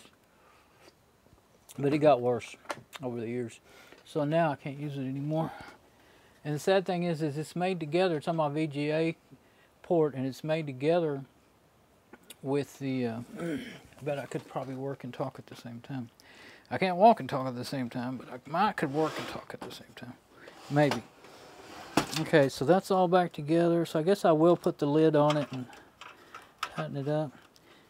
Oh, my VGA cables from my VGA and USB combo cables, they're made together. I mean, they could be separated, but they're not. They're molded together. They're two separate cables, but they have these kind of bonds molded into them, and at each end. And they actually look really well made, but it did break, that one. But anyway, and you don't see them very much. I've looked them up to see about buying another one. And, I mean, like just the VGA, you know. I don't think I've ever seen the whole combo. It would be expensive if you found it, because I bought that thing back in the early 2000s, and so it's way out of manufacture, you know. So anyway, my RedBlackBioStar has a DVI on video card in it, and so I use its cable straight to my monitor. Then I just have to mash buttons all over the place on the monitor, which they're generally worn out from me doing that. They don't want to respond anymore. So to get it to when I want it to show up. The only thing I don't like about it is it's aggravating because I forget. Especially since I don't turn that machine on very often anymore. Okay, I was looking at got a twisty on there holding that cable up. And the insulation's off up there, but I mean, that's on the metal anyway. But I was like, what if that cut into the cable? If it was in something like a car moving, it could very easily. Now it's came loose. Oh no, it didn't. Oh, I see. I kept feeling, oh, that's a zip tie that I feel. I feel something sharp. I thought it was the cable. It's the zip ties that weren't cut off with flush cutters. That was the reason I bought my first pair of flush cutting wire cutters, is cut zip ties in the job I had installing telecommunications equipment and wiring back in 2000. And they said, get you some of those. And I didn't have any. I mean, I knew they existed, but I hadn't really thought I needed them. But turns out they're good for a lot of things, but they're not made to cut tough stuff. And they got used for that by someone else. And they got divots all in them, and now they won't even hardly cut small wire anymore, and that's what they're made for. I want to get some more, but that's another thing to spend money on. And I just spent a bunch of money, so I won't be buying. I looked at them. Actually, I looked at the ones I've had in my, watch list, wish list in Amazon, and I saw that the reviews had really went downhill on them. A lot more complaints. They actually, they looked like the jaws weren't any good, and they had a gap in them. They're not going to cut small wire if they got a gap in them. So I guess some of them are okay and some of them aren't, because I remember they had pretty good reviews. That's why I put them in the cart. I had like 3 different pairs in there, and was, you know, in case one disappeared or anyway. But some of them, the prices really went up. Like these were about $5, and the other ones went up $15, $20 something or something. Like paying $20 for a little 4-inch pair of flush cutters. The ones I got, I bought at Radio Shack, and I probably paid $5 to $7. Well, what did I pay for them? I just needed them in a hurry, so I got them. I don't know what I paid for them. I could have paid anywhere from $5 to $15 for them. Of course, there's no more Radio Shack anymore. But you know, Radio Shack, things like that, some of their stuff over the years, it got to be, you know, China crap. But some of it was still fairly decent, you know. Like those cutters they were good. It really took a lot to damage them. And that right there, I know I'm sidetracking again, but that has been there since I got the thing. Couldn't get it off. And I know why. Well, I mean, I remember what it was. There was some reason there was masking tape on it. Duct tape on it, and nothing I put on it would take it off, and I don't know why I didn't think of it. Maybe I didn't try that hard. Probably just tried, you know, putting a piece of clean and pulling it off. It had been on there for too long, and maybe they had it taped over the door or something. Anyway, that's rubbing alcohol. Look at there, it's off. That was so ugly. Cleans it good. It'll take a little bit of the paint with it, whatever kind of paint that is. I'm gonna end up with black fingers now.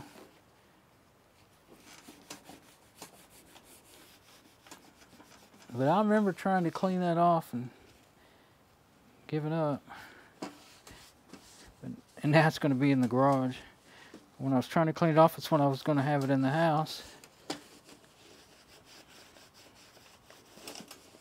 Okay, so what was it? Oh, I saw it in a video and I never would have thought of it. Rubbing alcohol, isopropyl alcohol. That's 91% isopropyl rubbing alcohol. That's what I just used. Rubbing alcohol will cut hot glue in an instant. I mean, you know, hot glue is not that strong, but it can be really hard to clean off when you're trying to clean it off. And isopropyl rubbing alcohol will do the trick.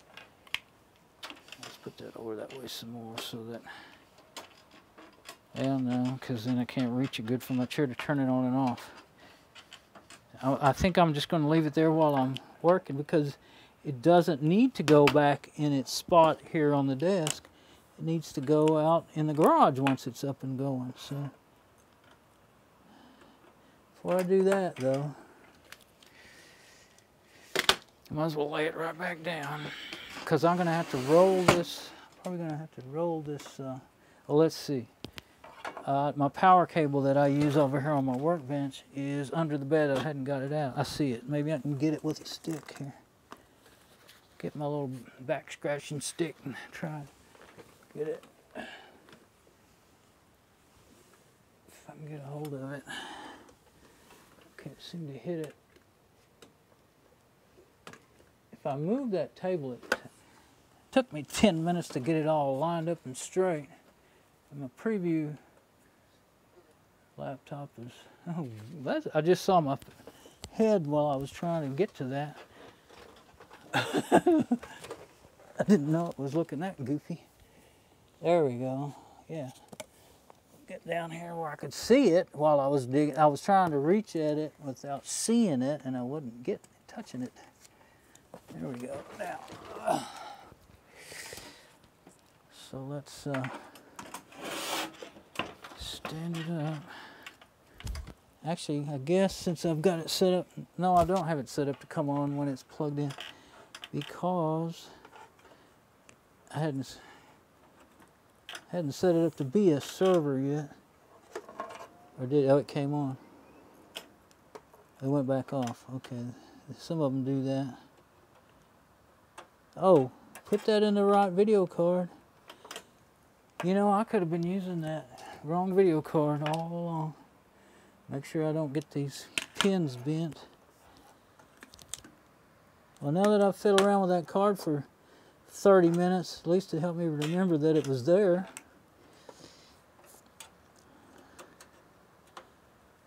Now, yeah, and whenever I wanna, I've got another cable, but I'm gonna probably want to, yeah, I'm gonna want to, I have to have it on the one that the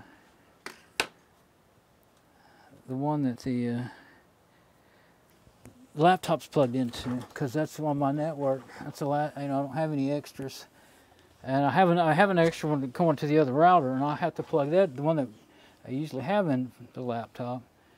But when I wanted to do remote desktop into the laptop, I put the blue, you know, the one to the DLink router. So I'm gonna leave it because I won't be able to see my preview. It'll kill my preview. And that's the strange thing about Domain 8 and 9, or even the older, and the older ones especially.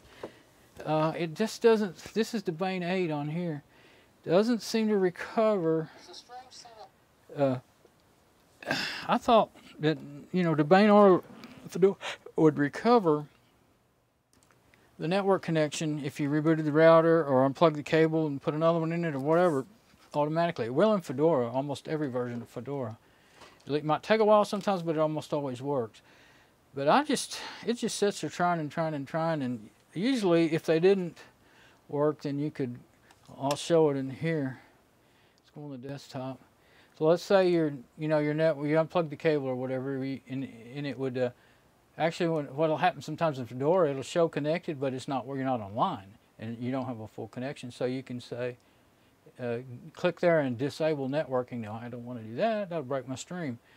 But then, you know, disable it and re-enable it, and then you'll be back. It hasn't been working on the laptop, and it didn't work outside, especially out. It might work on the laptop, but take a long time. But out there in the garage on that older, like Domain 6, the one that was my backup server, it just didn't work. So I had to reboot the machine. So that's why I'm not going to do that right now. But what I am going to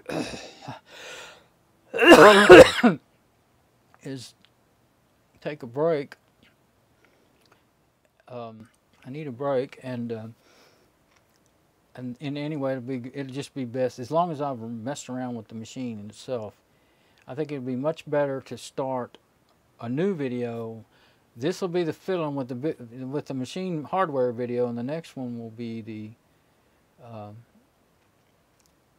you know, installing Fedora 28 or 29.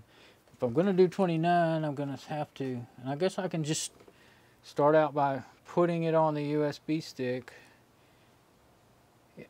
I really was thinking I was going to do 28, but today I just kept hitting me. Why don't you do 29? I've thought of that several times over the last week, really. So I guess I'll do 29. I was thinking, well, it's not exactly officially out yet. There's probably going to be buggy, but you know, sometimes upgrading can be a real pain. Generally, it's kind of easy. It's kind of easier to do a fresh install. So, you know, I want it to be the newest thing they've got out, at least when I get done with it.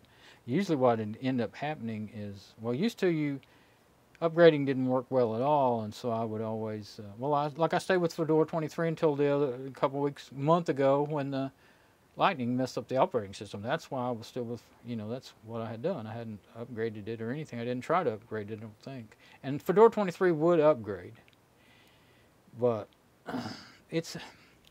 upgrading can give I have tried it before, and I think I did it once or twice. It can end up giving a lot of headaches, a lot of bugs and things in the process, and it's quicker and easier usually to do a fresh install. So yeah, I guess I should do Fedora 28. So I'm gonna 29. So I'm gonna take a break, And I imagine I will start, I want to, let's see, what time is it? I've been up all night. I wonder what time I got up. I think I got up at 11 last night. Can't believe I'm still up, really. But I'm not completely wore out. I'm tired, but I'm not wore out. I think I'll probably come back here in a little while and start and do that, because it actually doesn't take forever. Well, if I'm going to do this for USB stick and all that too, it will take a while. But as long as I've been streaming, everything probably needs a rebooting anyway. It shows somebody's watching. Hello, if there's somebody there. So I'm gonna, what I just said, yeah, I'll come back. I don't see any reason not to really come back and do that. And do that part. So anyway, that's the NetProMax. It's a Celeron D 2.8 gigahertz, and you saw the video card, and 128 megabytes. But it was a pretty cool machine when it was new, of course. I mean, like back in the day, it wasn't a slouch. It was a pretty good machine, you know. A Zeus motherboard and all that. It's kind of fun having something that would have been expensive back in the day. That's been given to you when it was old, you know. But anyway, so I'm going to go and come back here in a little while. Okay. Bye-bye.